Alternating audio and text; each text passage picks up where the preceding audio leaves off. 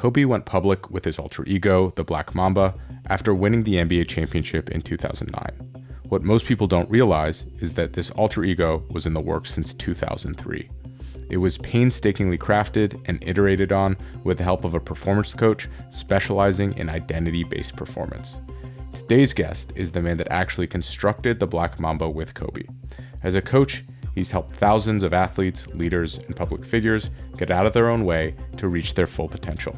His book, The Alter Ego Effect, was a massive eye-opener for me personally into how changing our perspective can change our life. In this episode, we learn how our imagination can be one of the greatest assets in improving our performance, the specifics of how Todd worked with Kobe to craft the Black Mamba, and what traits many of the high-level athletes Todd has worked with share. This is the Exponential Athlete Podcast. Todd, Super Richard, Citizen Todd, Geronimo, welcome to the Exponential Athlete Podcast. Thank you so much for coming on. Ken, this is going to be fun. Yeah, I'm super looking forward to this. In order to get the listeners acquainted with you, I think it would be really fun to do an origin story. I know you're a fan of origin stories. I think we talked a little bit about this offline. Yeah. And your origin story is maybe not what people might expect in the sense that there isn't necessarily this pivotal moment. Could you tell me a little bit about how you first got interested in human performance and how that has sort of evolved into this career that you have? Well, it got started on a volleyball court in the middle of Saskatchewan when I was 14, playing in a volleyball tournament. I grew up in an extraordinarily small farming community in Alberta, 82 people, and so not a lot of folks around. And we would travel, and I'm playing sports. I love sports. Any chance I can get, I'm on a field, a court, an ice, whatever. And I'm in this volleyball tournament, and this guy keeps on jumping up and trying to kick me in the balls as he's spiking the ball. So he does it once, and he misses me. Does it a second time. Every time I'd go up to try to block, does it a second time, and I said, "Do it again, and you're going to regret it." Now, I had a challenge with sometimes holding in my emotions on any sort of sporting field.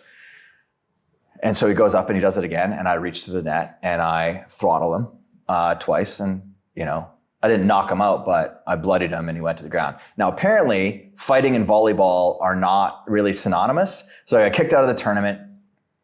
So long story short about the origin stuff, my first great mentor was my teacher, Grant Henderson. And he was mortified that I had done that. I got a little bit of a suspension from school. But then when I came back, he said, "You need to go to the library and you need to go read this book." And it was a book on leadership. And frankly, the book was not a good book, but it mentioned the inner game and mental toughness in it. It was almost like an aside. So that kind of sent me down a rabbit hole. So in coming back to like how to get, interested in kind of human performance, I had goals and I had desires to want to, do something with my life. And I kind of realized early on because of Grant that my biggest obstacle was going to be me in that process.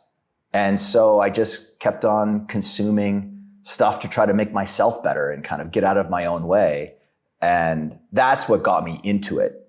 And then I realized that after 5, 6, 7 years of me devouring as much as I possibly could to try to realize my own goals, I had now consumed so much stuff that I could pass along some little wisdom to other 12, 13, 14-year-olds. And it was like blowing their minds. And so that's kind of where it started. It was a need for myself, for my own goals. And then I just kind of followed my own nose type of thing, like sniffing around. It wasn't, necessarily a direct path, like I'm going to be a human performance expert and I'm going to go to college and university and get a degree on it. That's not how it worked for me. It was, a lot of pinballing around. So you mentioned improving your performance through improving yourself. Yeah. How do you define yourself? And then what types of changes do you make in yourself or who you believe yourself to be able to improve this performance? What does that journey look like for you? Well, now it's very different than, some of the level of ignorance that I had when I was younger. One of the biggest challenges I had when I was younger trying to develop myself was I I kept on thinking myself as this like whole self, like, how do I get better in this fledgling business that I have? And I just kept on using and being trapped by a lot of these words that we use very naturally in our conversations, like me, myself, or you, or I, when in reality, the changes of how I make differences with myself now, very different, because I separate out my different identities and the roles that I have in life. Like there's the dad version of me. There's this, I kind of refer to it more as a caretaker, the caretaker or athlete part of me that's trying to take care of my body. And each one of these can have separate goals or separate missions that they can go on. And I've said this on stages to people. Have you, when you're trying to answer the question of what's your vision for your life or what's the mission for your life, how many of you, raise your hands, because I always had a challenge with it, have a difficult time coming up with a mission statement for your life? But if we were to take this down to what's Ken's mission for being a producer of high quality content in the world? That's easy for me. Yeah. So much easier, right? Or what's my mission as a dad? A lot easier. So what's my process look like now? I'm very, very deliberate about these roles that I have in my life, the ones that are the most important for me to try to index towards being better or more excellent, or in the case of coaching and working with people, world class, because my mission as a coach is to be the greatest coach that ever lived. Am I going to get that award? No, it's a personal governor that I've unlocked that's going to help me make decisions on the types of content that I consume or the mentors that I'll still go to try to get better, so that I can, because I love the act of coaching and mentoring and advising, supreme athletes or entertainers or entrepreneurs and CEOs. And so that question of like, what's the process look like now? It's very much about separating out my different identities and then going in and, attacking or looking at the data, so to speak, as well, and getting better through that process. So you obviously mentioned identity multiple times. Can we just define that as you view it? Yeah. And then let's, after that, talk about some of the tools you can use to be able to make the identity or the identities that you have as useful to yourself as possible. Yeah. So your identity is the part or the construct of how you see yourself and what everything else is now stacked upon that to, I guess, help you show up in the world in that domain. So my identity is going to have a set of paradigms, attitudes, beliefs about myself and the world around me. I'm going to have behaviors, habits, actions that also get stacked on top of that then creates my performance in my world. So that's useful, because if you're someone who's trying to change parts of the way that you show up in the world, trying to set a goal of losing weight, but if we don't change how we describe ourselves, like I'm a fat guy trying to lose weight, we were talking about that before. If we don't change that statement, we're going to have a very hard time getting behaviors, actions, new skills stacked on top of what's at the very core, a rotten part of the entire holistic part of change. So I indexed early on when I started getting into this world of like inner game and mental game and helping athletes with performance, going, oh wait, if I can help shift someone's identity, like shift the way that they see themselves, then that's going to change. The other thing that really helped was what we were just talking about, that when I could start separating out people's identities for them, it became far more easy, and it was a lot more useful to the client to go, oh yeah, I'm fixing or I'm shifting or I'm transforming this part of me. And I'm going to keep these parts of me off the court, off the field, off the ice, and not let some of these other things interfere with my performance out there. And we can talk about that because there's some very specific things that would get in the way, in the future. Yeah, well, that makes so much sense to me now in retrospect after I read your book. Yeah. Because before I was under the belief that oh, I have to change. I understood the underlying fact that I have to change my identity in order to make consistent change in my life. But I was under the impression that changing the identity was a function of habits, of a lot of these little things you do every day. Yeah. And that felt overwhelming to me, is that we have to chip away at this thing, like, Michelangelo chipping away at the David to figure out who I truly am. Yeah. But your model is very different. You're creating this alter ego, you're embodying them, and then over time, you can meld those together if you choose to. And to me, that is an arbiter of dramatically faster and more effective change, at least in my life and a lot of the people that I've studied. I'm interested how you sort of came to that realization. Obviously, we talked a little bit about that with your journey, but what crystallized that when you were coaching or when you were working with these athletes? Yeah, so, well, actually, to your point about chipping away at it, the way that I view it is like, they're both useful, right? I mean, one of the worst things about social media now and the self-help world is that they've made people believe that everything is a belief issue. Like, no, you got to change your belief about yourself. And in my world, listen, I've been playing at the very top of the mental game world now for a long time. The last place I want to make an issue for someone is their beliefs.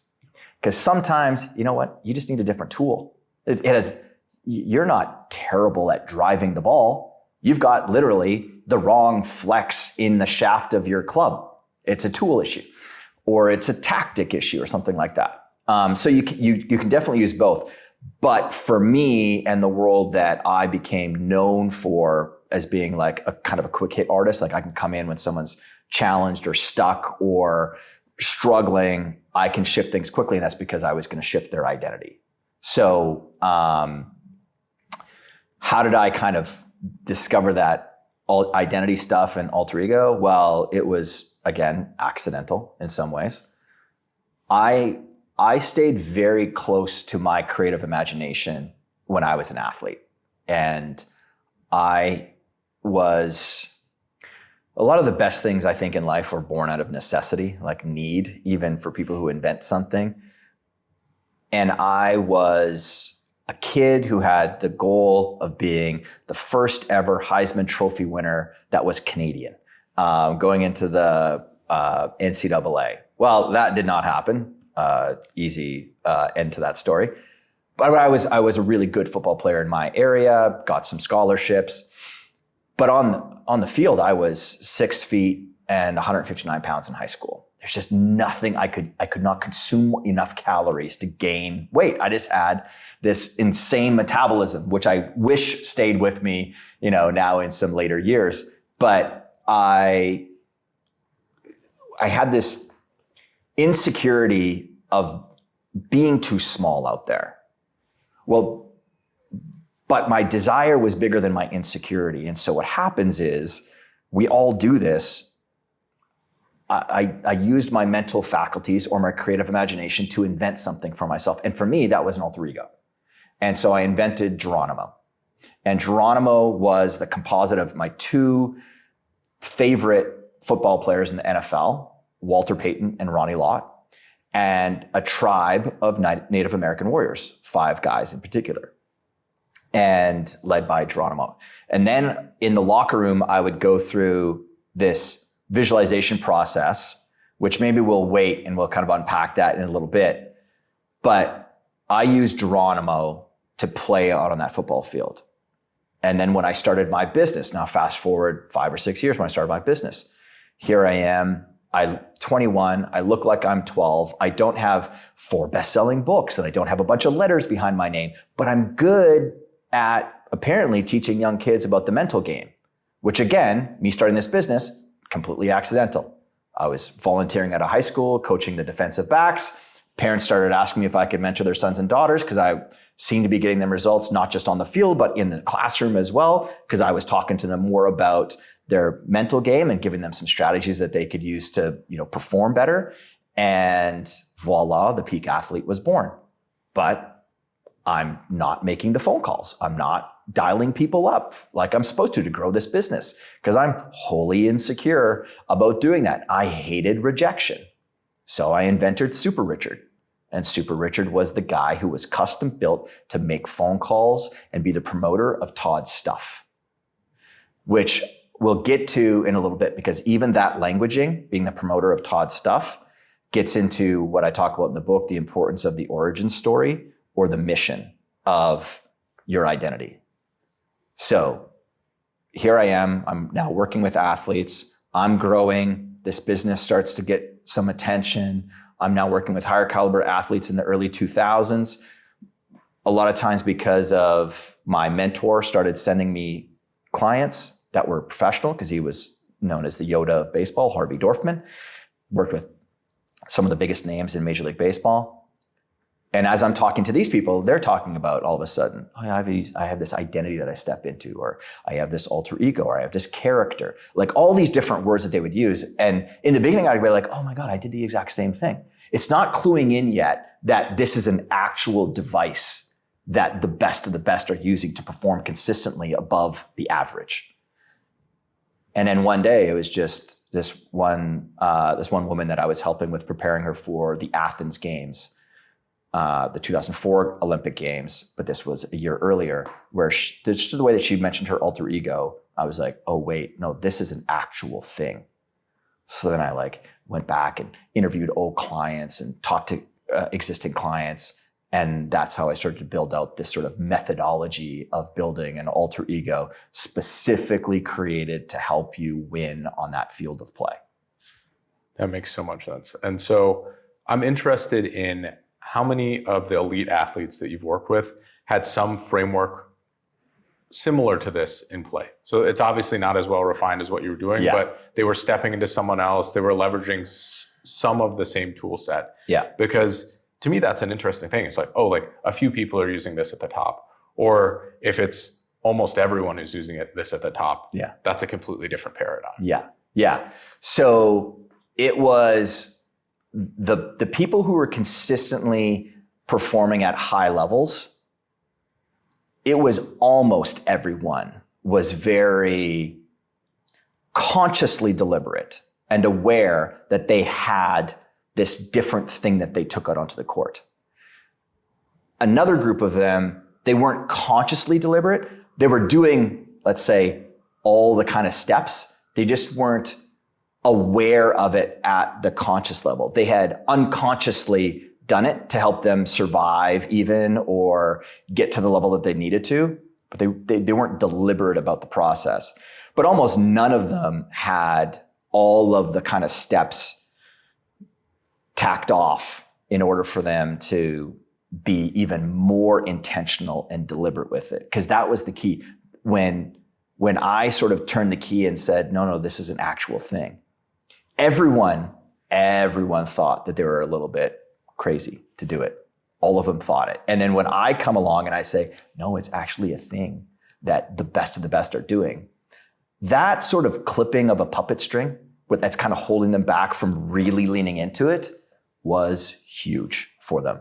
Because they're like, oh no, wait, like I'm not crazy. And I'm like, no, it's private to you. Like when you get inside the heads like I have of thousands of top performers in so many different fields like entertainment and sport and business, there's so many things that we hold on to that we think we're kind of lunatics with it, that we're crazy. And I'm like, no, this is a part of the human experience. What you're denying yourself is accessing your creative imagination, which for me, creative imagination is the number one thing that we have been gifted with. That is a superpower that smashes resistance. Resistance, whatever that might be. It could be fears, it could be insecurities, it could be traumas or whatever. Our creative imagination is the very thing that we're gifted with that helps us crush resistance. So let's talk a little bit about imagination. So I've heard in multiple athletes, a professional athlete recommended that I read Joseph Campbell's book, A Hero with 1,000 Faces. Who is Joseph Campbell? And how is he related to imagination, creativity, storytelling? Why are so many of the athletes that I've talked to talking about him in particular? So Joseph Campbell was a mythologist in the 1900s, really kind of came of age with his books in the 1970s.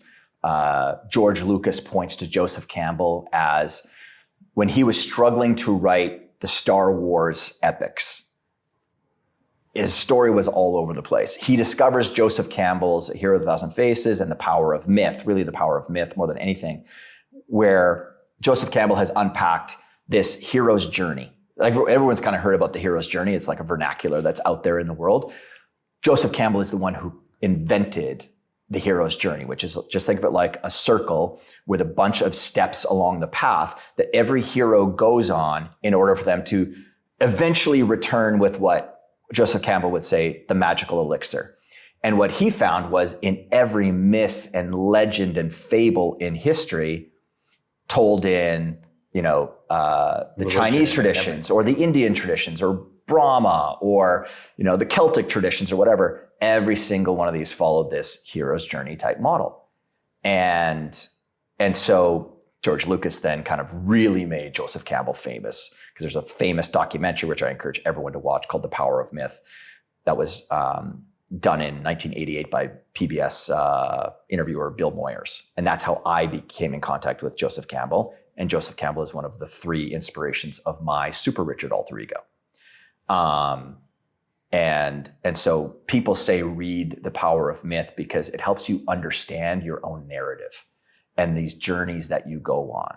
And when you know the process of what happens for every hero, you can lean into these unexpected trials and challenges that come along. Not because, oh, woe is me, look at what's happened to me again. It's like, no, this is a part of the process for anyone that wants to aspire to do something hard and challenging. The reason is because the person that comes out the other side, that's who I'm always, it's a phrase that I tell people all the time. When you do this, you're going to be really excited about the person who comes out the other side of this. However, that's if you approach this the right way. So you can burn a lot of bridges. You can be extraordinarily difficult throughout that entire process. That's going to rob you of the best version of you coming out the other side. There's many kind of roads and pathways ahead, sort of philosophically, I guess. But when you continue to lean into this process really hard and challenge yourself, that version of you out the other side, that's a hero you want to meet. Yeah. Well, I think part of that too is every hero's journey has some adversity that you overcome. And with the mindset of any alter ego you'd want to create, the idea is that we're welcoming the adversity. And I know in every single story that I'm going to come out better because of it. Yeah. I think that narrative, especially for athletes, is particularly interesting because I don't think that there's any athlete ever who's dominated their sport that felt that it was easy the whole time. There were moments of easiness, but there was a lot of hard work. There was a lot of adversity that they had to overcome. Yeah. Well, but even that, like the idea of there were moments of easiness. Well, sometimes what they're articulating is, that was where really the flow state or the zone state was invited into this experience. And how did I get there? Well, you gifted yourself with that experience of zone and flow state because of all this preparation and work that you put in over here, coupled with the attitude that you brought to it or the allowing that you brought to it. Because that's kind of a key part of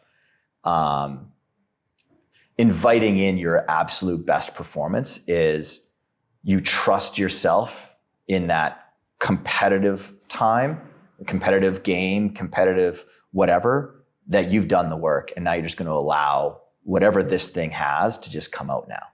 Because if you try to consciously force it, you can't get to all your capability. You just cannot as an athlete. So is that the relationship that the flow state or zone states have to alter ego, is that the alter ego is, in a sense, a structure that allows you to be free. It 100%. allows you to have, one of my favorite things about studying Kobe is that, I think his mom told it to him, is that when you have structure in your life that enables freedom, it actually doesn't detract from freedom, because you know what you're going to do and then you can just execute. You can be free within the confines that you set. Yeah. Well, I mean, people look at constraints as if it's a prison, and it's not. The constraint oftentimes is the very thing that makes you either unique or it's gifted you with some sort of superpower or skill set. To use someone completely different, Mick Jagger. So Mick Jagger, known for his worm-like moves in the middle of the stage or whatever. You know where that was born from? Because when the Rolling Stones were doing small little stages and bars and clubs in London and Manchester and Liverpool or wherever they were going through in the UK, after they piled all their equipment onto the stage, there's only a small little area for Mick Jagger to be as gregarious and effusive in his performance. And it was that created it. If he had nothing but stage room, that signature Mick Jaggerness would have never been able to be born. And so the constraints are important, or the structure is important because it actually invents and creates the uniqueness for you. So constraints and simplification, I think, are unbelievably powerful forces for athletes. We don't want to overthink when we're performing. An alter ego, in some sense, simplifies the game when you're within your field of play. On the other hand, I think we also are in a culture where we oversimplify how all of this takes place and how it gets done. I mean, we talked offline. The focus of this podcast is to dive into the details and the nuance of these things. Yeah. Because it's very, very rarely as simple as, I'm just a different person when I'm out there, and that's what it is. Well, that's how we know that someone doesn't understand it, exactly. Right? They just throw a bunch of platitudes out, which is, what I appreciate about what we're trying to do. Like, we'll go deep into this. So if someone keeps on going through this, like, we'll go deep into the nuances of how you go and apply something like this so that you can go and realize the capabilities that you have in your domain. So how do you balance the nuance of a lot of these topics and the need for simplicity in execution? Well, simplicity can only be appreciated on the other side of complexity. So that's why when you come across someone who can simplify a topic, you know that person actually walked through the valley of complexity, meaning that if they can actually simplify something down to actionable steps or insights, and when followed up with more questions, can actually explain the nuances of why that is, because they can kind of go back down into the valley of complexity and say, well, here's actually why this is born the way that it is. That's extraordinarily powerful for people. So why do we need to simplify this, or how can we simplify this, or what's the need of that? Well, it's to let people understand the context of it. And then if they want to, they can dive into the content of it and, make it more usable for themselves. But you had asked beyond the context, or beyond the simplifying, what was the other thing you had asked about why it's important? Oh, more just about the nuance, but how do we balance those two forces? Because, and I think you answered it effectively in that response, to be honest. But I know that my urge is to overcomplicate. And I also don't necessarily think that I don't understand the topics as effectively as possible. Mm-hmm. But I also know that when I simplify, things tend to happen very well. Yeah. But there's this natural urge in some people, to say, hey, like, this only explains 95% of the picture. But in sports, 95% of doing the right thing 95% of the time without having to think about it can often lead to better outcomes than knowing what to do 100% of the time, but not executing. And, I would imagine that's something that athletes do struggle with, even at the highest level. Well, you bring up a really excellent point. If you're someone who can only do something when you have 100% clarity, then you're going to trap yourself inside of a world that just does not exist anyway. Instead, even me, like, if I know 50% of it and I still take action, what I'm actually telling myself is that I trust myself that with the unknowns part of this situation, I'll be able to respond and react. That's actually what mental toughness is. Mental toughness is your ability to be flexible and adaptable despite what you're getting as a circumstance or a situation. Flexibility and adaptability is when you really appreciate that, then it's like, hey, throw whatever you want at me in this game today or in this competition. Oh, it's thunderstorms and rain during the gameplay today? I don't care.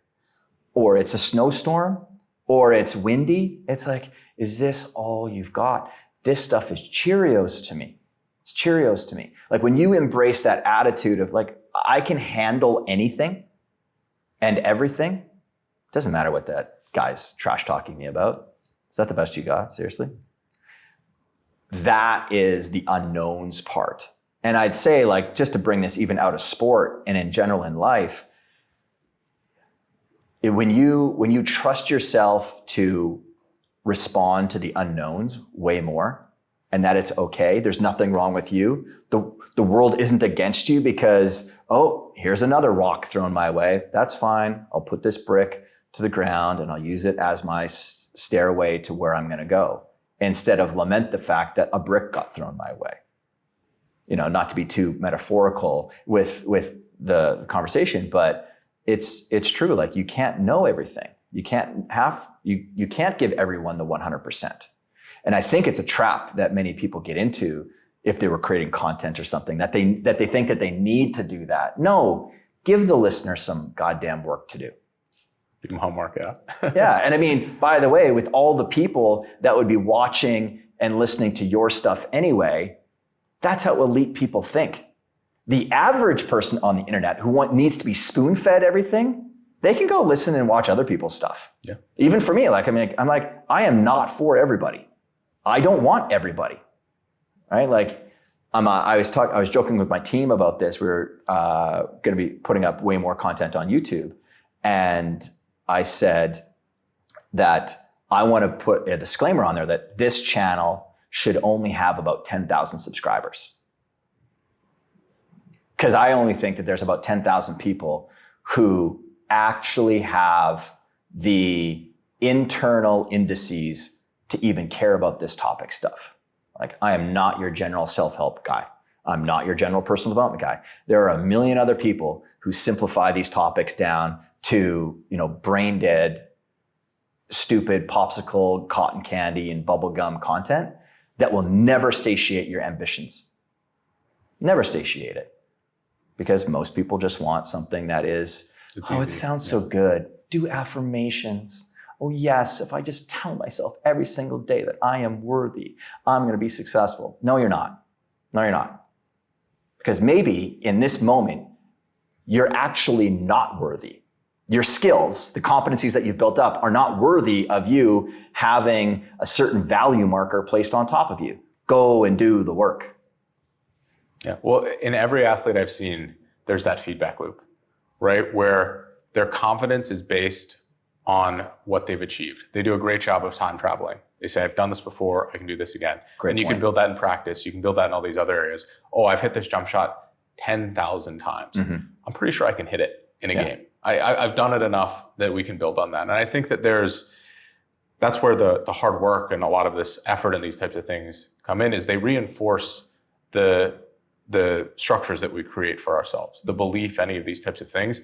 Just like you said, I can say tomorrow that I'm the Pope or something like that, but that doesn't mean that I've lived the lifestyle that would make me qualified for a position along those lines. Yeah. And I like where that intersects with the alter ego and these broader topics, is that we can reinforce these things over time. That's how we build them.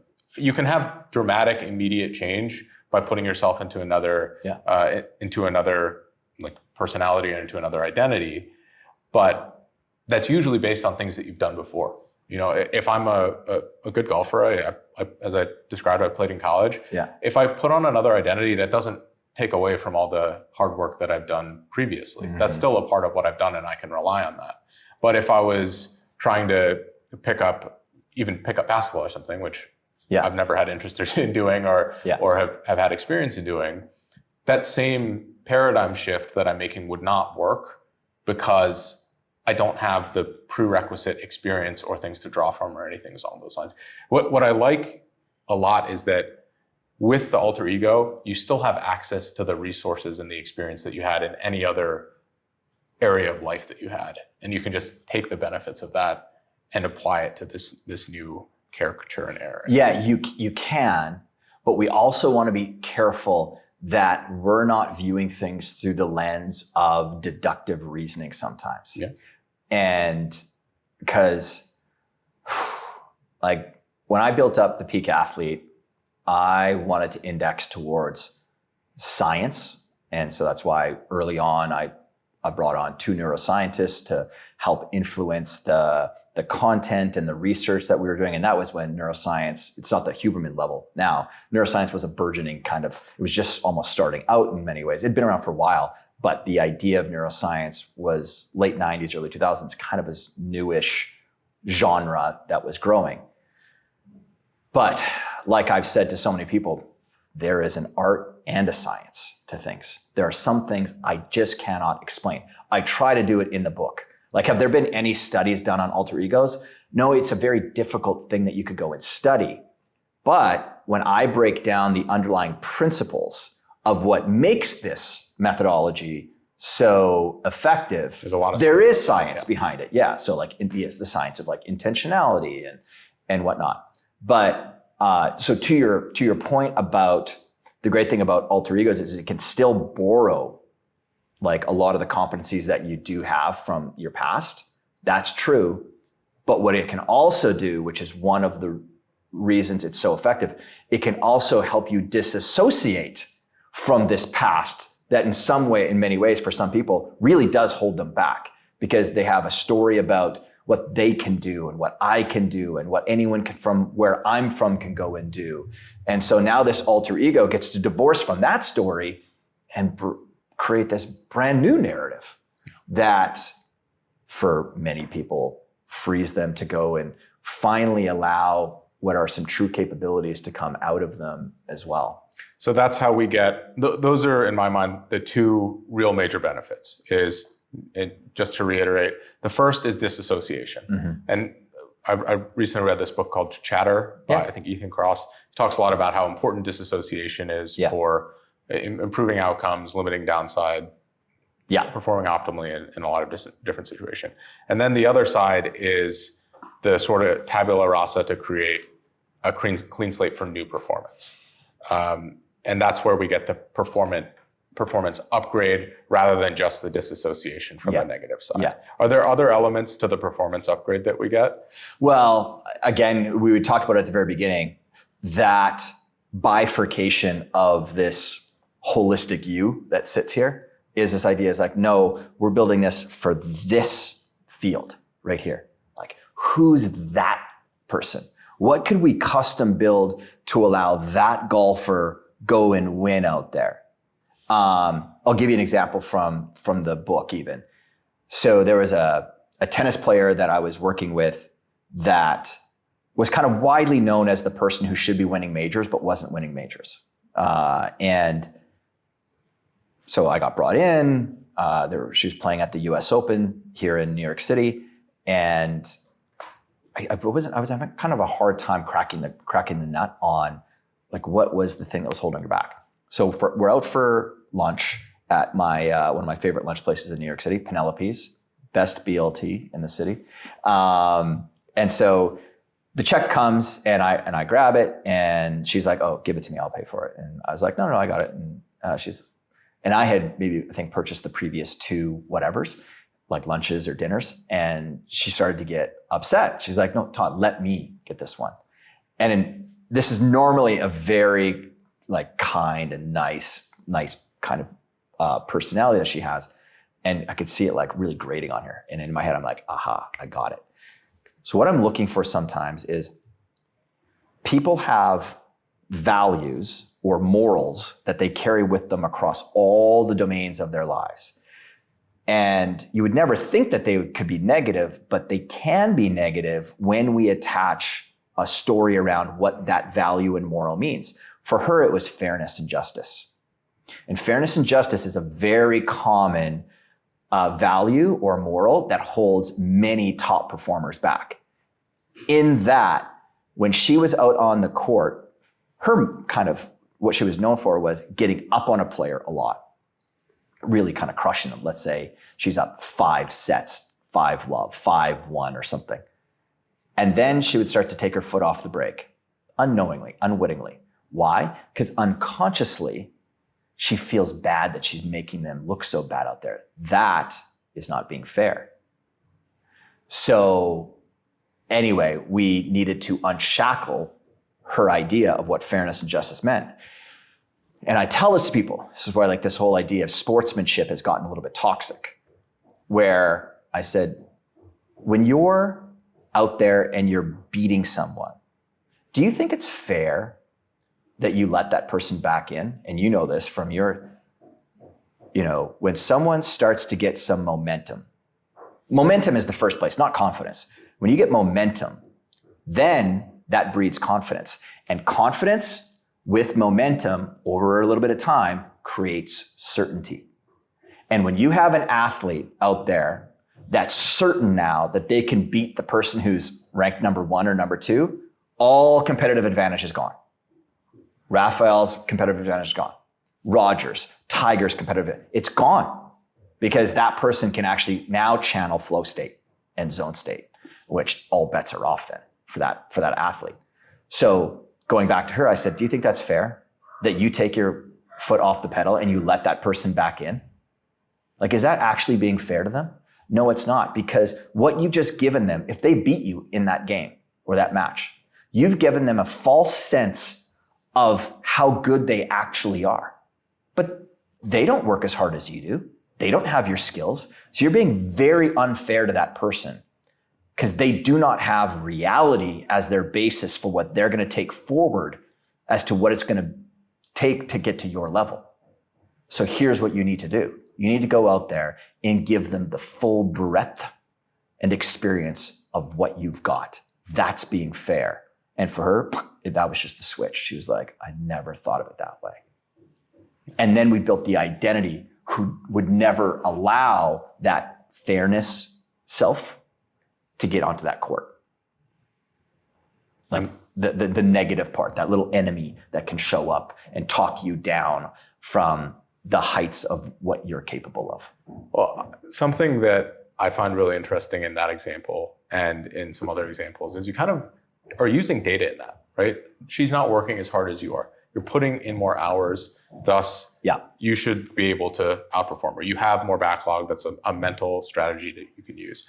I find it really interesting how other athletes do that as well, is that they use the data to leverage, to ground what their identity is, or it's grounding a lot of these things in some form of reality. And the cool thing is you can pick and choose data to make it as effective. We all do anyway. Yeah. But I've always found that as like a very positively sobering effect on my life, is that, objectively, even among my peers, I don't like to compare myself against others, but how do the metrics look in my life?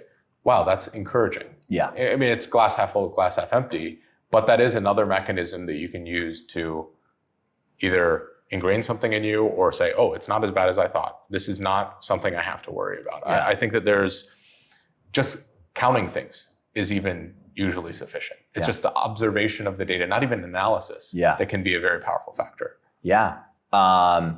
Where data gets in some people's way is when they're just fundamentally inconsistent at what they do, because then they've got inconsistent data, and that will rob someone, and it actually should in many ways rob them of their false sense of confidence around something.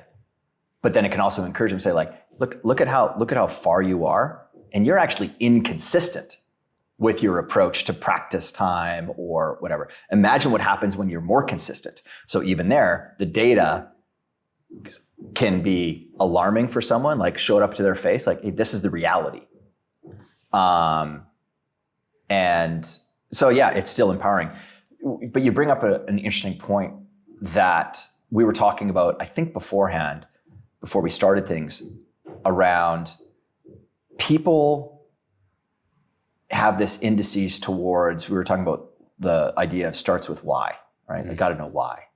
Why is sometimes one of the most disempowering questions that you could be asking yourself. And it's not starts with why. It's always starts with where. Where are you? Where are you? Right? Like, if my daughter calls me in the middle of the night and says, Dad, I need you to come and get me, I'm going to go, where are you? You don't say why. That's probably the question you don't want to ask. I might eventually get to it. I want to know what's going on. But that's even a what question. Not why are you calling me? No, where are you? And then what's going on? And so where is it's a part of the data question. So like, I think athletes would find a lot more freedom, not even athletes, just personally. We get a lot more freedom when we've got at least some data to work from. because it grounds us in a place of, oh, okay, this is where I'm at. And you can compare that against other people if you want. Oh, actually, in the indices of things, I'm actually doing way better than I thought. Pulls you out of a personal narrative of like beating yourself up, which, for ambitious people is not an uncommon place to go to. Yeah, I mean, I like starts with where quite a bit better. In terms of, well, to back up a little bit, you've done a great job explaining how to create an alter ego in the book, in the supplementary episode, which again is not a replacement for the book by any stretch of the imagination. Absolutely not a replacement, 100%. You got to buy the yellow book. Yeah, but I also touch on that and give some examples. What I have no conception of is what are some of the misconceptions around alter egos and identity-based performance. Yeah. And that is something that I would imagine you hear a lot about more of it than any other resource. So I'll drink it straight from the tap. So one of the biggest ones that it's funny, the most successful people I've ever worked with or met never have an objection to the concept of an alter ego. And that's because they're operating from a very different worldview, because they go, yeah, like in order for me to get to where I am, like that makes so much sense. I kind of did elements of that, or I did do elements of it. But they know that like as you're climbing the ladder of your own ambitions and you're actually making progress, you're grabbing at whatever little toe hold or finger hold you can on that cliff. It's the people who kind of stay in a purgatory of inaction or some action and then they backslide that will object in some ways, maybe against it. And one of the first ones is, yeah, but isn't that being inauthentic? Or is that faking it till you make it? Well, another word for faking it till you make it is practice, right? Like most people don't realize that the version of you that you've shown up with today is a practiced version. You've flexed the habit of every day waking up and going through a series of behaviors or thought patterns that, did you really choose them? Did you really choose all of the thinking patterns and behaviors that you have today? No one can pretty much answer that affirmatively. There are still things I'm going to be, until the day that I die, clipping strings of and like being very aware of social influences or cultural influences that might be causing me to think a certain way. So one of the things that people would have a misconception with is that of being inauthentic. And it's just not something that, from my experience of being around extraordinarily elite performers, they've ever cared about. Being authentic is something that the average love to consume themselves with. The reality is, when you are very intentional about the version of you that you want to bring to a certain field, you're choosing it. I unpack it all in chapter number 3. You're choosing these traits and abilities and ways that you're trying to show up, which is, to use the term, that seems very authentic. You've chosen it. That's what I call in the book that heroic self. And it's not that the world is now filled with popsicles and bubblegums and beautiful meadows and things like that. No, it's the same challenges are going to be there. It's just that your experience of it is very different because you feel powerful because, no, this is what I want to bring into this world of mine. Conversely, there's that trapped self. And it's a trapped self because that's typically the word that someone would tell me if they aren't getting all of themselves out there, or they're not taking the actions that they want towards the realization of their goals or aspirations. I feel trapped.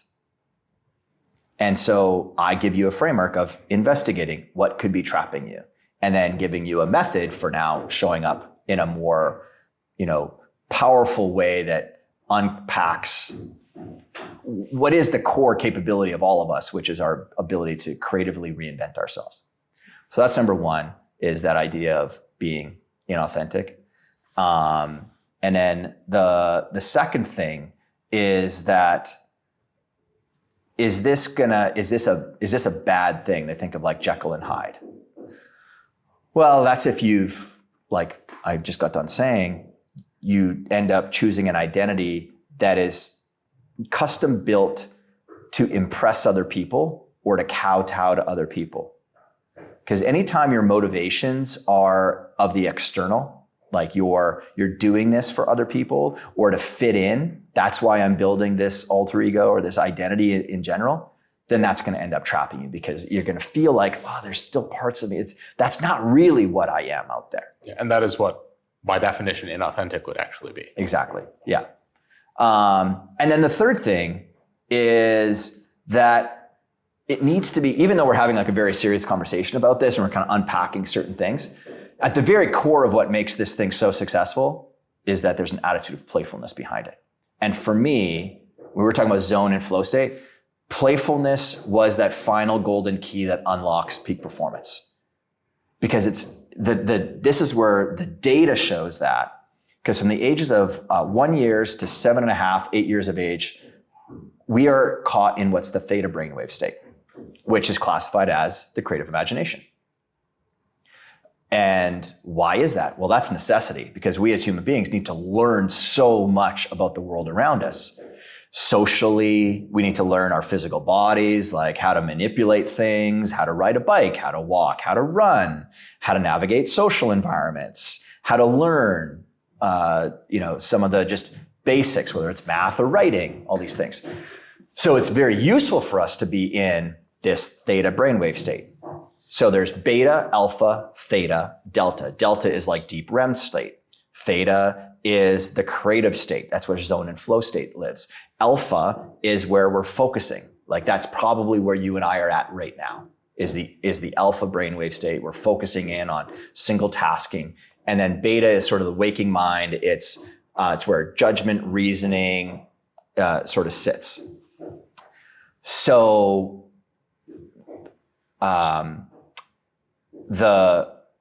when you're in that theta state, or when kids are in the theta brainwave state, what are they? Super playful. And you know what they don't have? You don't learn about yourself, or even develop an identity until when? About 8, 9, 10 years of age. So there's no me. There's no concept of me-ness yet. So you're very fluid with how you show up. One moment I'm a nurse as I'm playing friends or playing it with my sister. One time I'm Superman jumping off the couch. One time I'm, my favorite basketball player out on the front driveway. Like and there's nothing weird about that. All your other friends play along too.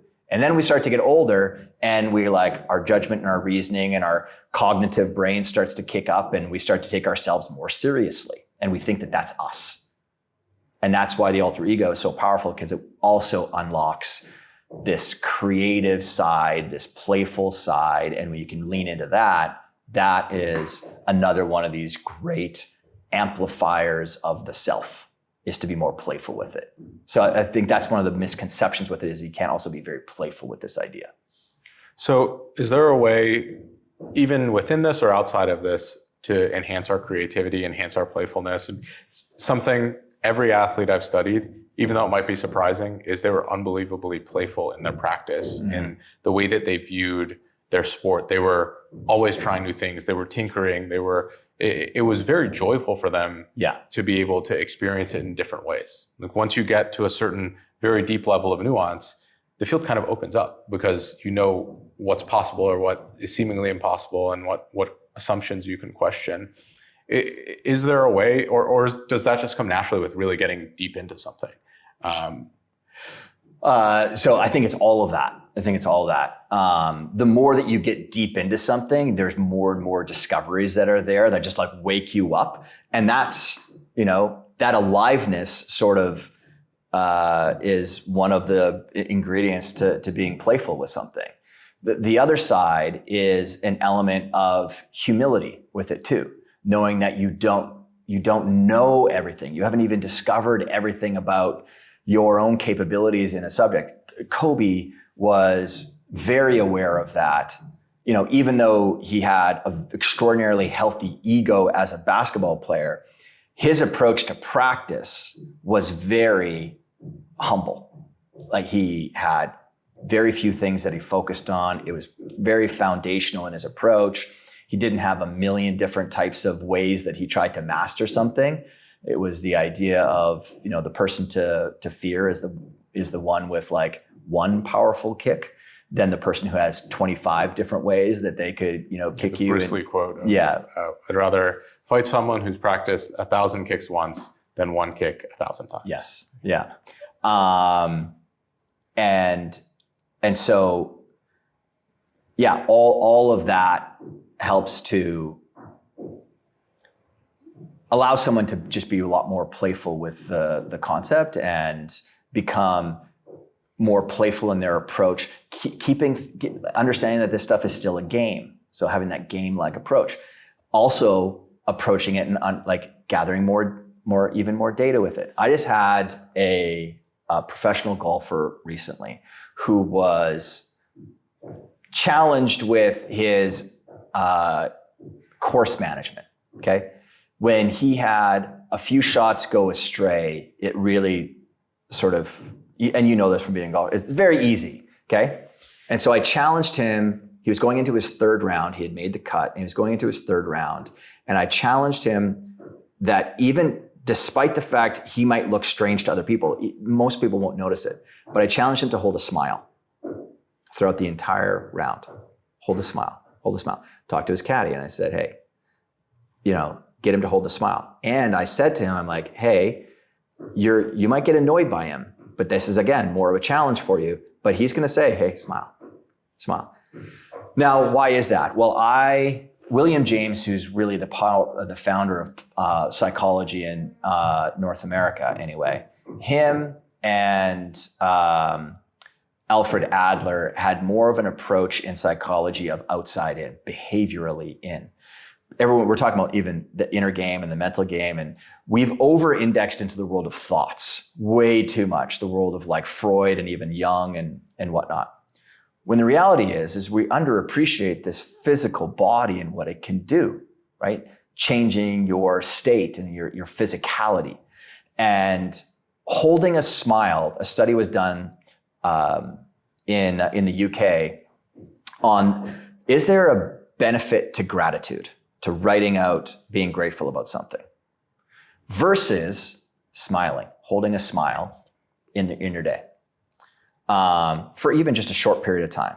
And what they found was the people who smiled had an overall higher level of increase in positive emotion and fulfillment in their days than people who just expressed gratitude. Now, does that mean that we don't express gratitude? No. Coupling them together, very powerful then. So point being is that, so I told this to the golfer.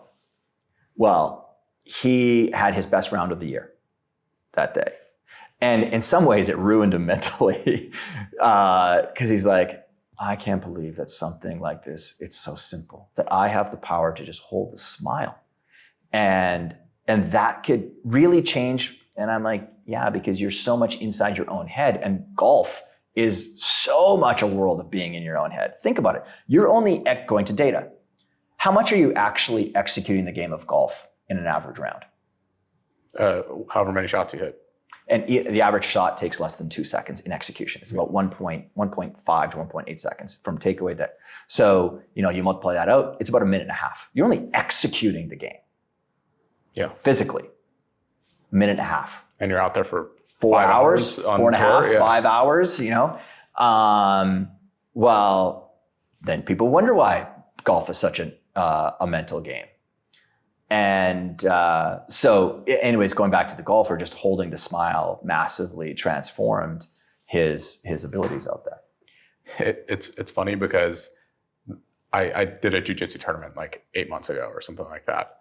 And I am out there smiling like a lunatic the whole time because that's how, rather than dealing with nervousness of combat, that's how I process that into excitement. The physical manifestation of that gets me amped rather than and my girlfriend's like, what is wrong with him? I just took all this pictures. That's how you knew you're doing something right, is when other people are like, what is up with that dude? Well, she's recording it and I hear in the background of the recording, why is he smiling? And I'm like, well, yeah, and that effectively transformed that feeling of nervousness, anxiety into excitement. Mm-hmm. And there's so many of these little tools that we can do with our body language. And that's a really cool thing with the totem and the ritual associated with alter egos is we're changing our physical environment, we're changing maybe our posture, the look on our face, the expression, or how we, when I'm in an alter ego of talking, I use my hands a lot more. Yeah. Or when I'm with my girlfriend, I have different mannerisms or physically it's different. And even in grad school, my friends made fun of me, and I didn't realize this at the time. But in class, I would talk completely different when I was answering questions than I talk with my friends. Mm-hmm. And I had no conception that I was doing that, but the environment, the classroom, the sitting, the setting, the context, it changed all the physiology, which is wild to me. Yeah, yeah. And then so from that, from a mental game standpoint, what I'd be doing with clients is like even this dialogue. This is what sometimes a lot of the original part of coaching indexes like is you're getting to know someone and you're sometimes trying to borrow areas that they're very comfortable in and bringing it into another domain that they might be stressed with or anxious with or whatever. Could be shooting the free throws from the free throw line.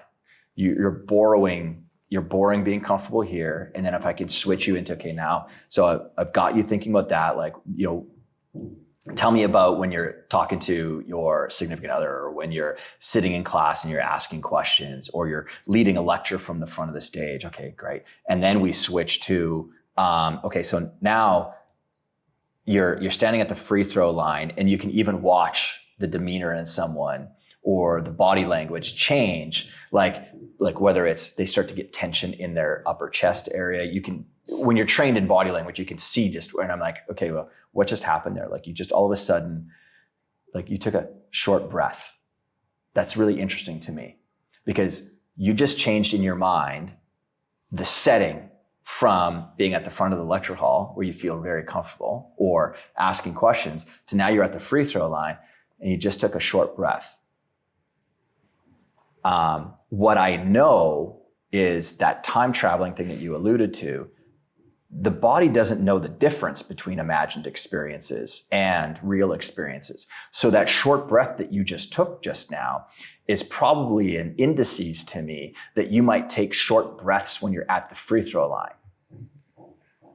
So let's unpack that. Okay, so what if we started to just work on your breathing strategy when you're at the free throw line? And then we practice that on the practice court so that when we need it in game time situations, it's there for us to borrow from. So, I mean, I love this world of like the mental game, or not just mental game, just like human performance and seeing how you can just find these little dials with someone. And sometimes it's just it's the slightest little dial to tweak. Again, not a belief issue. I'm like, it's not that you don't believe that you're not a good free throw. Yeah. Your breathing sucks. And when you say this, I'm like, oh, never even thought about that. Yeah, like I'm like, okay, well, let's work on that. Yeah. Well, specifically with, for example, Tiger Woods, breathing, meditation, those types of things were things he practiced since he was a child. Yeah. That's something that came so natural to him. I was talking to one of the physios, performance coaches of a lot of elite golfers, and he said there's one professional golfer he works with, his breathing is perfect on the course. Mm. He just naturally does it that way, and he's one of the best players in the world right now, if not the best player in the world right now. And so to me, that's a very interesting thing, is these physiological things also just, whether we know it or not, and that's some of the issues. A lot of the time we don't know it. No, we don't. Yeah. And that's where coaches, that's where other people can come in and help. Something you mentioned earlier though was time travel, right? Going or temporal spatial travel as well, going from the classroom to the basketball court. Something I noticed Kobe doing and a lot of these great athletes doing is going back and forth between the present and the past. So if you're at the free throw line and you're imagining you're just in the driveway shooting with your dad, probably going to shoot better than this super high pressure scenario. Yeah. But I know how you feel about pressure, that it is our own construct. Or if you're a kid and you're practicing, you can bring that live scenario that is full of all these other stimuli to you. And you can go back and forth at your own will. Is that an element of the alter ego effect as well? Or is that just another tool that people can use to either simulate or optimize performance in settings? Yeah, so the alter ego effect, like just those words together, what I found was that it says in the subheadline of the book, the power of secret identities to transform life. That's the effect, is like, wait, people don't even realize that alter egos have this incredible effect for transformation. So that's the effect. So inside the method of now how we go and create an alter ego, is that, time traveling a big part of it? Absolutely. Here's how I would relate it in the context of alter egos, though, is we as human beings have this grass is greener on the other side effect. You had talked about comparison before. So it's like, we look at someone that we might admire and we go, well, of course they can go do it, because insert data point, like, oh, they came from this background, or they had this desire and hunger that, I kind of didn't, or they're this tall, they're this short, they're this big, they're this musculature, like all these different things. And we excuse away what could be just real obvious information and data that's right there. So we do that. And because we do it naturally, and then we lament it, comparison, I'm like, I always find these things that are in, the cultural sort of fabric of ways that we index towards as humans. And I'm like, why are we fighting against it? If we compare, and it's something that we do, why don't we use it to our advantage? And that's like one of the reasons why the alter ego gets a disassociation. We disassociate all the challenges and struggles that the other person had to go through in order to get to where they want to go. And then we go and we tell our story because we've lived it. We know all of the different intricacies of our lives, and we go, no wonder I have a hard time. And so going back to your statement about that time traveling, when I can place myself inside of the identity of Phil Mickelson, when I step into the execution zone, I'm a lefty, so I've always loved Phil. When I go and I'm like, okay, I'm going to step into Phil when I'm stepping into that hula hoop. One of the things I work with golfers on is the imagination of a hula hoop. I don't know if you've heard this, but if you place a hula hoop just outside the ball, okay, so the ball is now inside the hula hoop, and that's your execution zone. You never step inside that hula hoop. You never step inside of it until you're 100% committed on the club that you've chosen, because that's your tool. You know what it's like. It's like, oh, should I use the 7-iron, or should I hit it like a 3/4 7, or should I hit a full 8? Whatever the thing is. And you haven't committed to your line and all that, like what's that blade of grass that you're aiming at, or that divot mark that's ahead of you, like all that. If you have not knocked all those things down and you step inside that hoop, you've just toxified it. Don't bring toxic, keep it pure. Because we don't want you thinking anymore once you get inside that hula hoop. It's funny, the one golf book that I really loved was by Pia Nielsen and Annika Sorenstam, which is called Vision 54, I believe. Oh, no way. I highly recommend it. It's a great book, but it's a somewhat similar concept where you have a line and you do not cross the line until you've gotten to like the conviction point. Yeah. And I kind of like the hula hoop a little bit better, honestly. Yeah, well, there's so many other nuances that I add around the hula hoop with people, like when I work with them. And it's fun. And then we actually have a hula hoop that we use. Like we'll bring it.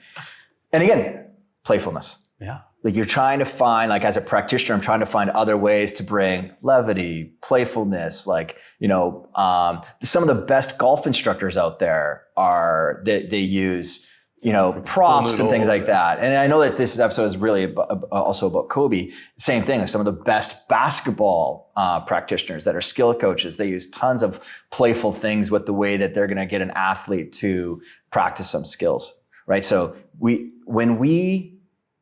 the grass is greener on the other side effect. So I get to disassociate. And when I step into Phil Mickelson, I'm not thinking about when I'm borrowing that identity, I'm not borrowing all of his traumas. I'm not borrowing his entire childhood. I'm borrowing what I perceive as the best things about that person, or the best things about that animal in Kobe's example. And like when I was working with Kobe on the Mamba, why did he come to me? Well, he was going through massive turmoil in his personal life. So he was going through what I consider an ego death, which happened to Tiger as well, actually around the exact same time. That's when he left Butch Harmon.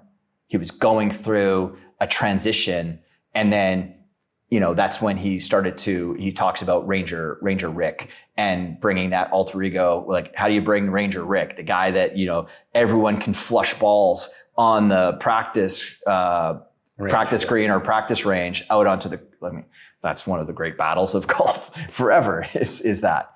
But with Kobe, his entire world was falling apart in 2003. And his biggest fear was actually Boston Garden. Going and playing, because they're brutal. I mean, obviously the LA Lakers and Boston Celtics rivalry is there. But what were all the fans going to be saying to him that year because of the assault trial, okay? So he originally reached out to my mentor, Harvey. Harvey said, hey, you actually could use some help with a sort of a mentee of mine. He didn't call me a mentee at the time, which was nice of him, but because you're going through an ego death. And because I had just started doing work on like performance identity, that's the thing, that's what I'm gonna use. I've got this method now, alter ego. And so that's how I got connected with Kobe. And okay, so this is kind of complex, but this is getting into the nuance of like the stuff that you really wanted to talk about too. And I haven't shared this really on any interviews before. So I'm hearing Kobe talk to me about his concerns about this upcoming season. And listen, I can't control my personal life, but I haven't lost my skills as a basketball player. And so how can I continue to go out there and perform? The reason I call Kobe's challenge an ego death is because what he was actually playing through since he came into the league was the innocent archetype. He was the kid that came out of high school. He was the 18-year-old. And so he got a lot of leeway because of that. Even though he was now a veteran in the league by 5 or 6 years, he still played through and used this innocent thing. Well, that entire world got destroyed. That's why there was an ego death that was there. So who he thought he was is very clearly in the media and everything he's seeing no longer aligned with that image of who his belief is. And are you going to fight against that? Are you going to still try and play through the innocent?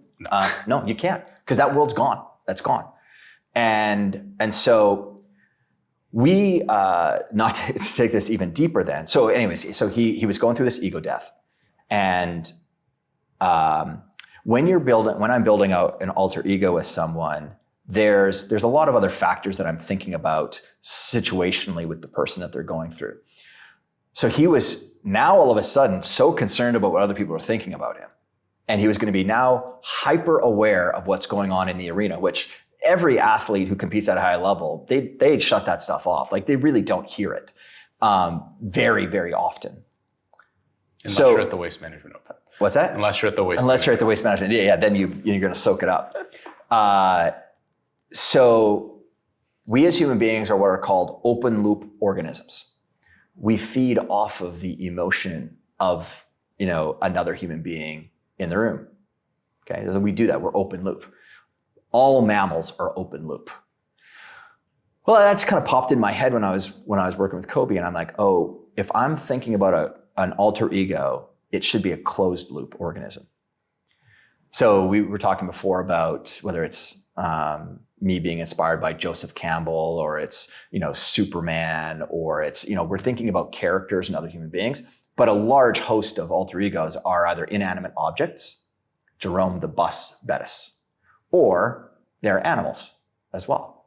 So I said to Kobe, when you're looking, and I explained open loop and closed loop systems to him, and a closed loop system is a snake or a spider. There is they don't get energy and emotion off of another snake or a spider. So when I said that to him about we need to create a closed loop identity, we need to shut off all emotion or all energy from other people, because that's the thing that's trapping you right now. That's what actually flicked in his head. And then the Black Mamba came afterwards. And so I said, now just go through your life and get inspiration. And so that's why he noticed the Black Mamba in Kill Bill because of the conversation around open loop and closed loop systems. But the reason that was there is because he was taking so much energy from the world around him and other people that then the Black Mamba became the de facto alter ego that made sense to him. And then what we did from a creative imagination standpoint, and this is what I will do with all clients, is we'll build a mental movie theater, an experiential room that you go into to, whether it's practice your own skills or practice the sights and the sounds of you being that identity that you're trying to become.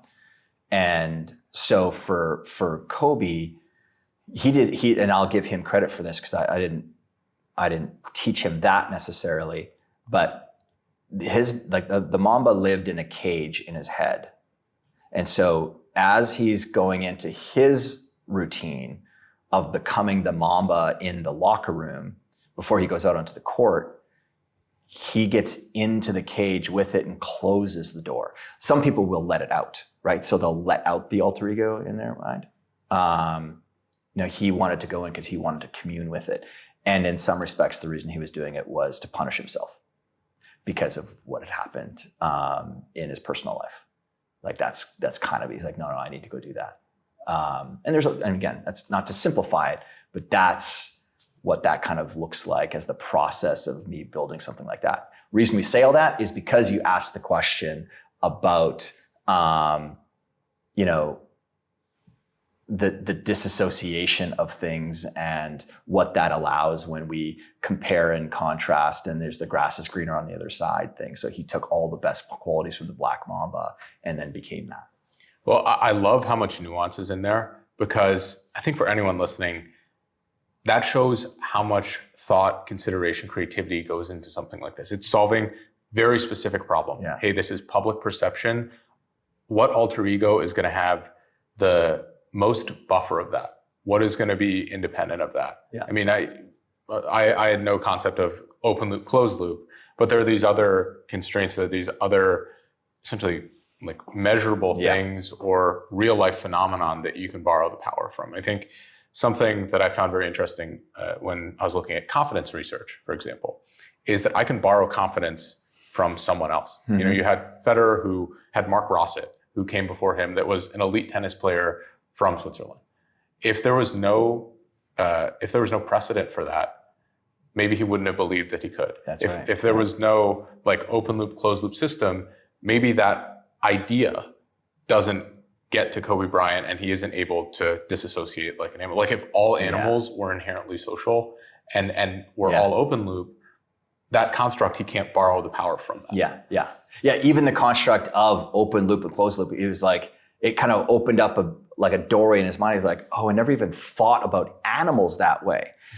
And that's some of the very indirect approach of doing work with people is you're talking about such broad and various topics. Like for me, it's funny because when I was younger, I'm dyslexic. And so the books that resonated with me, somehow Stephen Hawking's books, like Stephen Hawking, I mean, I'm not saying I can think like him, I'm saying like learning about like his first book, or not first book, but A Brief History of Time, which is like that thick, but I consumed it. And biology, and then the social sciences, like social studies, all of these random topics that I'm like, how am I ever going to turn this into a career for myself? Or no, they all ended up helping me in relating with clients, open loop, closed loop systems. Like that just popped into my head in that moment, literally with Kobe, where I was like, oh wait, there's this other gear towards alter egos. Closed loop, open loop. What's the need that's there? That's why I tell people like, listen, I'd love to be able to sell alter egos off of the shelf to make it even simpler and easier for you. But there's something about your current situation, your current circumstance of what you're going through, your own history, what resonates with you, who inspires you. Like, when people see interviews with me in my home or in my office, there's a Darth Vader mask, a working Darth Vader mask that's there. And I love Darth Vader. And so people think, well, all of my alter egos have to come from this pure place of like, it has to be a Luke Skywalker. It has to be, insert the name of some other hero. No, there's dark energy that's very powerful with people. And I mean, the reason I like Darth Vader, and he's part of an alter ego that I'll use, is because the last person who gives two shits about what people think about him when he's writing content would be Darth Vader. So I use the mask. I actually physically put it on. I'm being playful. My kids have walked in on me with it on, and it's got that, it's working. And it allows me to not take myself so seriously, so that when I write content, I can not pull the punches that I would normally maybe pull. And then what happens is, it's like two circles of a Venn diagram. You end up becoming it. It ends up becoming a resonant part of how you experience yourself, and you might not need to borrow the alter ego anymore. So I love the idea of the dark side. That's something that Kobe talks about. He's embracing the villain. Mm-hmm. There's David Goggins, for example. He talks so much about getting power from the negative things in our life. Taking souls. Exactly. And there's the other side, which is the aspirational part. It's like, I want to do this, and I these are the goals that I have, and this is what I aspire to do, and that motivates me. But I think something so cool about alter egos is you can get the benefit of both of those things at the same time. And it can be pretty bad for your mental health to be focusing on the negative stuff all the time. Yeah. So you can use it as a very unique tool to disassociate as well, but still leverage it in a unique way. And that's something that I've really liked from a life balance perspective, is that, I can harness this dark energy of anything negative that happened to me, but man, my girlfriend doesn't have to see that. The cat or the dog doesn't have to see that. My parents don't have to see that. And I think a lot of people really struggle with that. When we talked about Michael Jordan earlier, is that, sometimes if I was viewing everyone as my enemy or as a villain in my life, I probably wouldn't have a lot of friends. I probably wouldn't be great to be around in general. Well, I think probably the best example of that today, and he's become so much better at articulating it and being very honest about it, is Mike Tyson. Like Mike Tyson's interviews about him becoming the guy who goes in the ring, he hated it. He hated it because he couldn't control it. That was his thing. He's like, I just couldn't control it. And that's why he doesn't even like talking about it very much anymore, because it sort of scared him. I actually think in the last few years, because he's become so much better at articulating it, he's gotten more, he's leaned into kind of talking about his past experiences as, one of the great pugilists ever. But yeah, I'm glad I've had the conversation about that dark energy stuff, because it's, again, the problem with the content that's put out today is you think that you're somehow bad because you do have these, darker experiences on the inside, or not everything that you do is coming from a pure place of white, hot, light energy. And it's like, the people that I've had the opportunity to play with is, no, like there's a golfer that I don't work with him currently anymore, but I helped him use rage as a method for him to dial in out there. And you think rage, like what? But when you're the one who's controlling the rage, you can dial it up and dial it down. Rage is 100% a powerful focuser of energy. Yeah. But he would use it reluctantly. Like he thought it was bad. But then when we worked at controlling it, now he could use it as a powerful way for him to get into really a zone and flow state. And then when he's in the zone and flow state, are you actually experiencing rage anymore? No, because you're unaware of anything. You're just letting things come out of you. I want to go back to something about Kobe when we were talking, and this is the evolution of things. There's the reason that we start to develop an identity. There's a need that's there, that someone finds the concept and they're like, I'm so going to use this. And then what it evolves into. I don't take any credit for the brand that he ended up building around the Black Mamba. And, but we have to remember that when we started working on that identity in 2003, he didn't reveal it to the world until when? He won the NBA championship 5 years later, right? And so some people don't even realize how popular the concept is at a personal level for tens of thousands of hundreds of thousands of millions of people, because it's a private thing.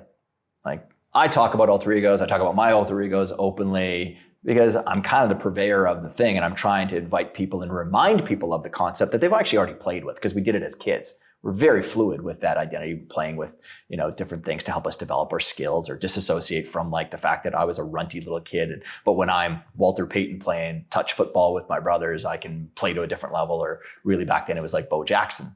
But Kobe's Black Mamba evolved and evolved and evolved, and he really sort of steered that well into something that was just very, very powerful. Yeah. Well, I think it's very cool, the idea that you can build on these. I mean, obviously there was the number change. There's these little things that can either be reminders or reinforcers, or can completely change the paradigm if you want to try to pivot an alter ego. I would imagine it's easier to slightly tweak an alter ego than to create a completely new one altogether. But I'm interested in, is it ever like, oh, I went too far down. I went too far down the wrong way with this one. Like, let's reset and start over again.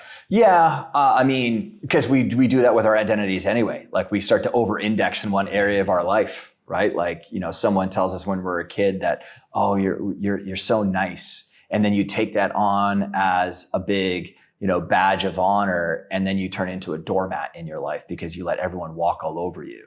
So of course we can all make mistakes in the creation of any identity, whether it's an alter ego driven one or it's the one that you've kind of shaped yourself into being. But absolutely, because it's an iterative process anyway. And that in and of itself as a mind frame helps you to stay more playful with it. Like, you're not going to finish the worksheet and have a perfectly crafted, no, that's your starting point. And because it's so hard to read the label when you're inside your own bottle, right? Like, we can all make a bunch of like, oh yeah, I left this part out, or, there's this part of me that I really want to index more towards, or, what, I shouldn't have done it this way. I should have, played with this more. So 100%. Like, I don't want people to think that there's an element of you're getting things perfect right out of the gate. It's happened. Like, it's happened so many times. Now that the book has been out there and, reached its way around the world, there's incredible stories that I get to have every single day because people DM me on, all the social platforms about, hey man, you have no idea how much this thing helped me through this time, or I was going into this profession, or I was making this transition from this role in my company to this role in my company, and I stepped into this, or, sport, whatever the case is. So you had mentioned earlier about going into the movie theater, creating this sensory experience. That sounds a little bit like visualization. There's probably also some elements of self-talk in there as well. The way we communicate ourselves, potentially in the third person, potentially things along those lines. What roles do those play in this process? What roles do they play overall in performance? Huge. Okay, so I'm glad you brought it around back to this topic. So I had said at the very beginning of our conversation where I had Walter Payton and Ronnie Lott.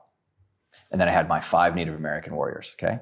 So I am a very big fan of people, we talk about it in the book, having totems and artifacts, physical things, whether it's a uniform that you have, whether it's an object that you're gonna put on, or it's something that you keep with you. And so when I was in my high school locker room, I had 5 trading cards, 3 of Walter Payton and 2 of Ronnie Lott, and they sat next to me right here. And I would close my eyes and I would go into my mental movie theater. And in my movie theater, it's all in like crushed red velvet at the time. That's what it was. It was crushed red velvet, like classic old school theater, an actual theater. And there was 2 doors. Out of the left door would be Ronnie Lott and Walter Payton walking in. And out of the other one is the 5 Native American warriors led by Geronimo. And they'd start to approach me, and Geronimo had the 5 trading cards in his hand. So now I'm uniting physical world, unwittingly, like I didn't know any of this, but now I'm so deep into this after 30 years, I'm uniting physical world, actual things, with something that's inside of my imagination. Very powerful. And so he's carrying them, and they walk towards me, and Walter Payton says, we want you to take these cards as a representation of how all of us would show up out onto that field. And Geronimo would hand them to me, and then I would grab them and I'd start pulling them out, and then he'd tug back to kind of pull, like, so that was the action inside my mind, is I'd lean forward because he's pulling me. And then Walter would lean into me and say, but don't you dare dishonor any of our memory by not showing up like we would. So they're giving me this gift. And we as human beings, kind of pull back for a second, we are narrative and storytelling beings. And we love the idea of honor. We love the idea of ritual. It's what Joseph Campbell talks about. That's why so many athletes will index towards that. And I've said this on so many interviews. You can talk about habits and routines all you want, but at my level, we talk about rituals. Rituals are different. Rituals have story and meaning to them. Habits don't necessarily have any, well, they don't have meaning to them in a true sense. They should be mindless in this. They should be mindless. Yeah, that's why everyone indexing towards habits. Listen, at their core, a habit is just a mindless act that you do. They've sort of expanded the idea of habits into something that it's really not. And for me, I think it's really important that we define what something is so that we can actually use it. It's a better tool for us. So then going back to Geronimo, now he releases the cards and I have them. Okay, now I sort of open up my eyes and I take Walter's 3 cards. I put one in my helmet because I want to see the field like him out there. So I stuff that in. And then his other 2, I stuff inside my thigh pads because I want to run like him out there. And then Ronnie Lott's, I put into my shoulder pads because I want to hit like him out there. So I'm borrowing their qualities. I'm really specific about it. And the mind loves specifics, like I just said, why I want to make sure that I define what these words are for people so we can use them more effectively. And then I put on my helmet. Now we're going to go out onto the bus to get to the field. So now the moment that our bus stops at the field and we're about to get off, I get to the landing before you take the 2 steps off of the school bus to get down onto the pavement, and I snap my helmet, and that's where I feel like the rush of the Native American warriors coming inside of me, okay? And I say all that because you weren't playing against the scrawny little number 17, 159 pounds, 6 foot tall kid. You were playing, there was 8 of us that you were playing against. And that was inside my mind. And that allowed me to play way bigger than it was. It allowed me to get out of my own way, right? To disassociate from this. Now there was the football guy, and that guy's name was Geronimo out on that field. And now, why the Native American warriors? I've had a massive romantic love for the Native American traditions and history for a long time, where our family farm and ranches in Alberta, Canada. When Sitting Bull fled after the Battle of Little Bighorn, they actually came across our property. And so as a kid, I'd ride around on my horse Crackerjack looking for old fire rings and stuff. Anyway, that's personal to me, okay? So someone else can't go and take Geronimo.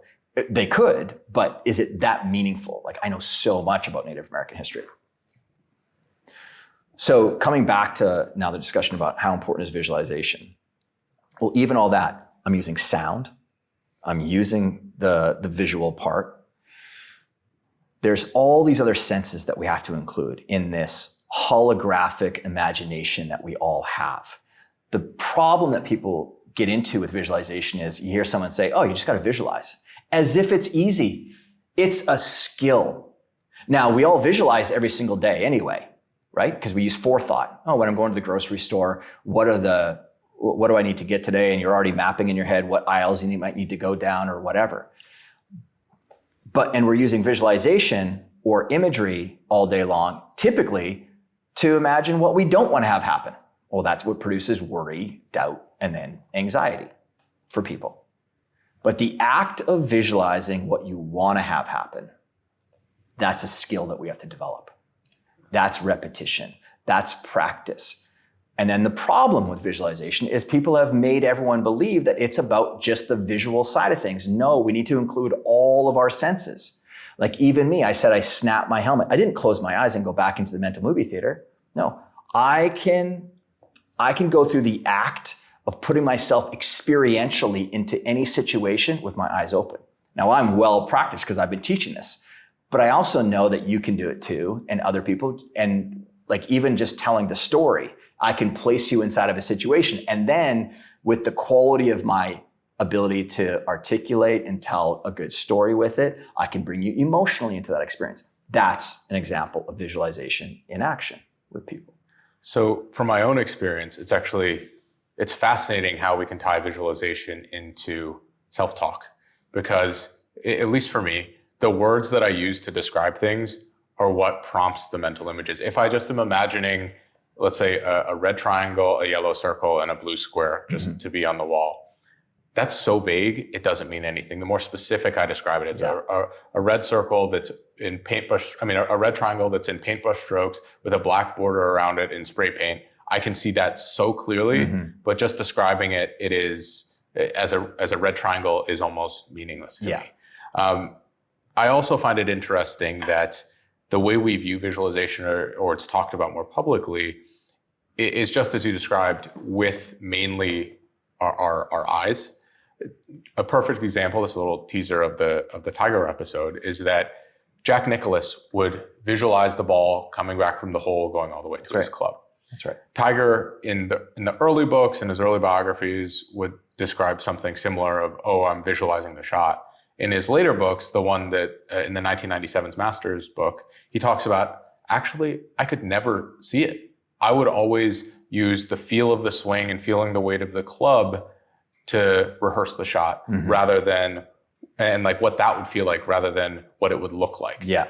And to me, the greatest athlete or the greatest golfer of all time is actually not doing what everyone is describing in terms of pure visualization. Yes. And I think that is so crucial. But why is that? Why is that? Roughly 20% of society can't form mental pictures in their mind. Wow.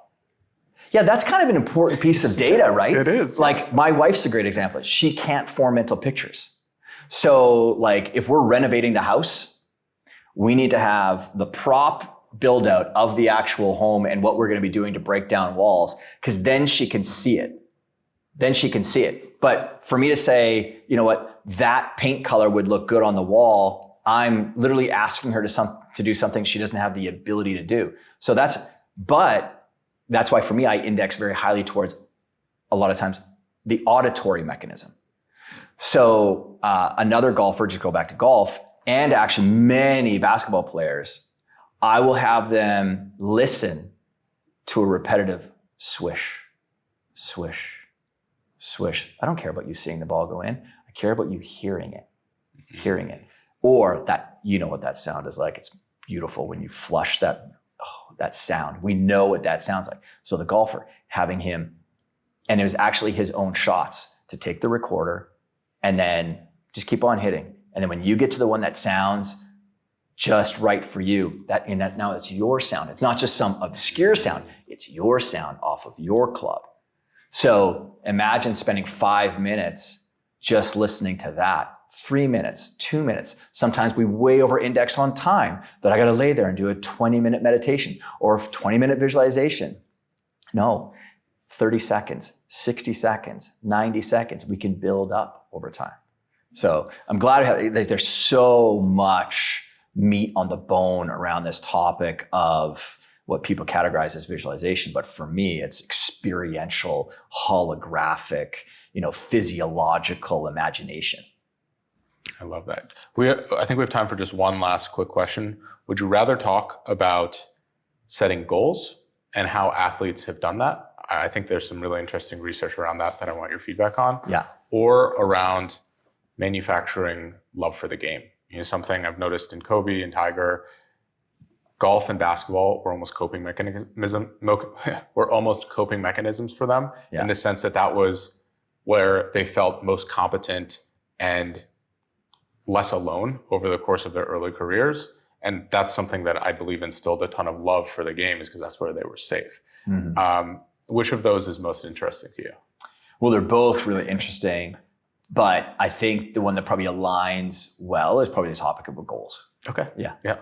So the research I've seen, from studying, I found almost no instances of Kobe, Tiger, or Federer publicly talking about what their long-term goals are.